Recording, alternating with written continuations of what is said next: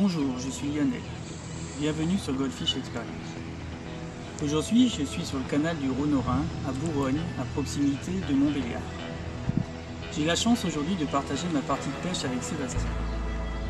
Bonjour Sébastien. Bonjour. J'espère que cette journée sera riche en enseignements et qu'on attrapera pas mal de poissons.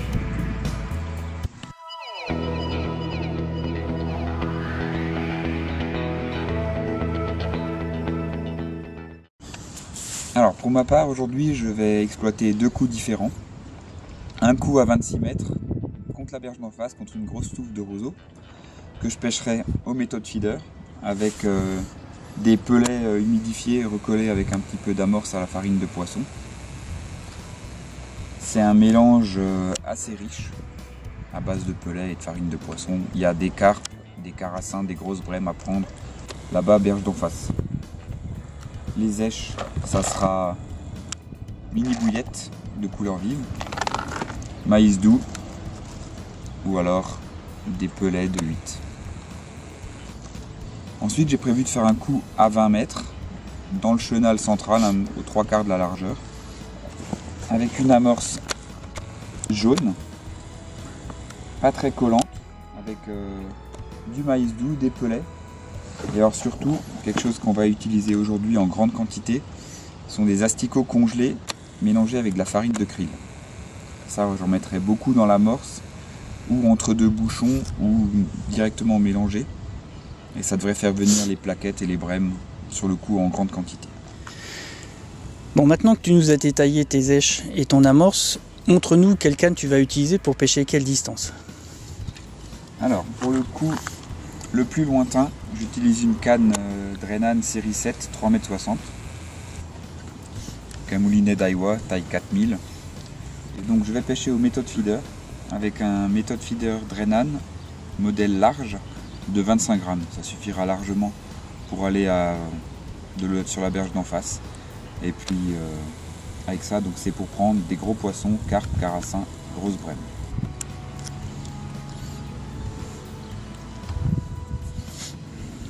Pour pêcher mon coup à 3/4 de la largeur, j'utilise une canne beaucoup plus courte, plus agréable à utiliser, une canne Garbolino de 3,30 m. Là j'ai mis un feeder de 20 grammes, assez gros pour l'amorçage de départ. Ensuite je mettrai un feeder plus petit en cours de pêche.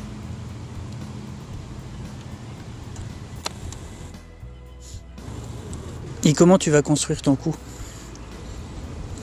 Alors, aux méthodes, je vais y pêcher occasionnellement par petites tranches d'1/4 d'heure.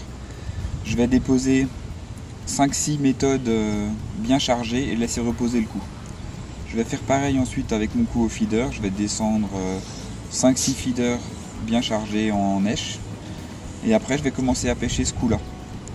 Et de temps en temps, j'irai voir en face s'il n'y a pas une carpe qui traîne.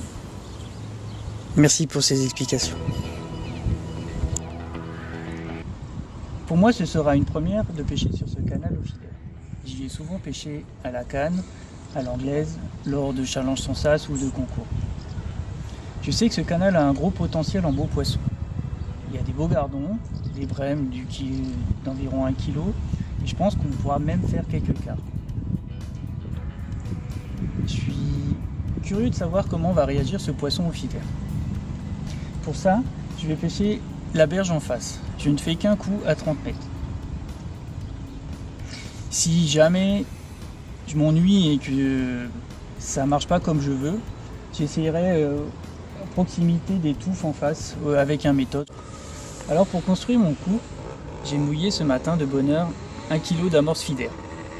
Je vais vous donner un conseil. L'amorce, une fois que vous l'avez mouillée et tamisée, conservez-la dans des sachets zip pour le transport et tout au long de la journée. C'est-à-dire qu'au soleil ou sous la pluie, elle gardera toujours la même humidité. Donc là, j'en ai pris un demi-kilo et je pense qu'avec le kilo que j'ai mouillé ce matin, je vais largement faire la journée.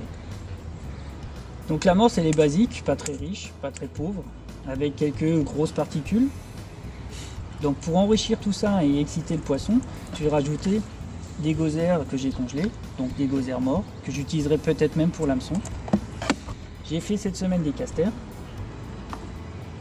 et j'ai des gozers vivants. Donc si le poisson répond bien, et je suis assez optimiste, si j'arrive à faire des beaux poissons, j'enrichirai ça encore avec des pellets que j'ai fait tremper. Et là, j'ai toute une collection de filets pour répondre à toutes les situations, si le vent se lève, et ainsi de suite. Ensuite, j'ai encore des bouillettes. Ça, c'est si je pêche aux méthodes. Et des pellets au poisson, si vraiment les brèmes sont installées. J'ai des badlings de 60 cm. Et des badlings de 20 m.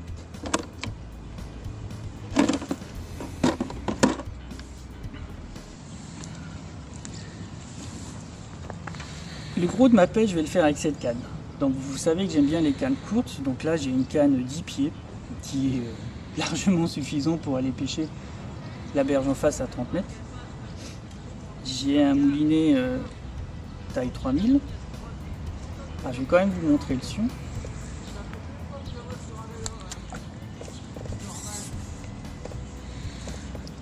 J'ai choisi un sion en fibre de verre. Ça se voit, il est blanc. Et c'est un sion en fibre de verre de 1/4 de once. Donc il est très sensible. La moindre touche, je saurai quand il faut ferrer, si c'est un passage, si c'est un poisson qui essaye lèche ou si c'est vraiment le poisson qui part avec. Donc ça, c'est ma canne pour la pêche principale. La puissance, c'est 15-25 grammes.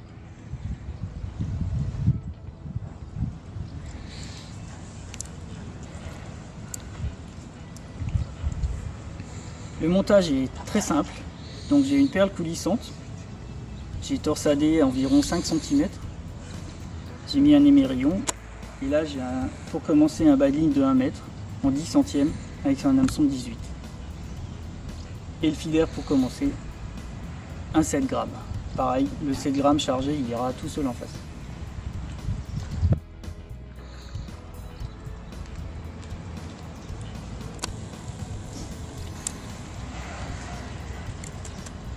À côté de ça, j'ai une canne un peu plus musclée. Donc là, je suis en 3,30 m, en puissance 25-75 grammes. Alors cette canne va me servir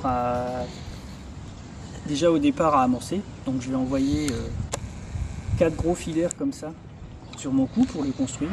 Donc je vais essentiellement mettre des èches dedans. Je vous montrerai comment je vais charger. Donc cette canne, j'ai mouliné, il est un peu plus gros, hein, c'est un 4000, c'est toujours du 20 centièmes sur le moulinet. Et le sion, c'est un sion par contre en carbone d'une puissance 1,5 once. Donc là, je vais vous montrer comment je charge mon feeder avec beaucoup d'èches.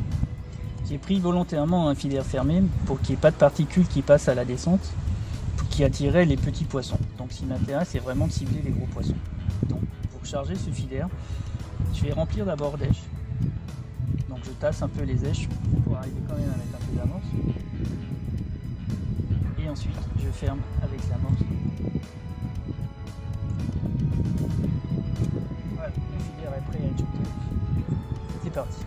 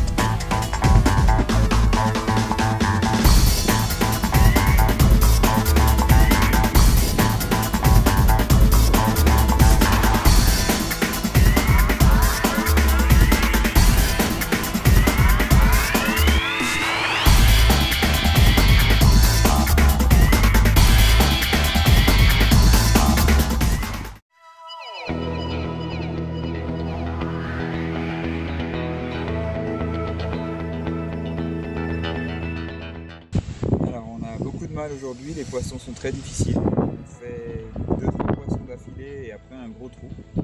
Alors on a tenté un petit coup de poker. On a rajouté dans l'amorce du litou pour la rendre bien jaune et essayer de la faire nuager un maximum sur le fond. On verra ce que ça donne. Peut-être que ça va faire monter les petits, peut-être les gros poissons. À voir, on verra ça à la fin. T'en es où de ta pêche là depuis le début? On a vu que tu as fait un beau poisson. Nos méthodes, toujours sur mon coup sur les roseaux. Après j'ai encore fait une brème sur ce même coup.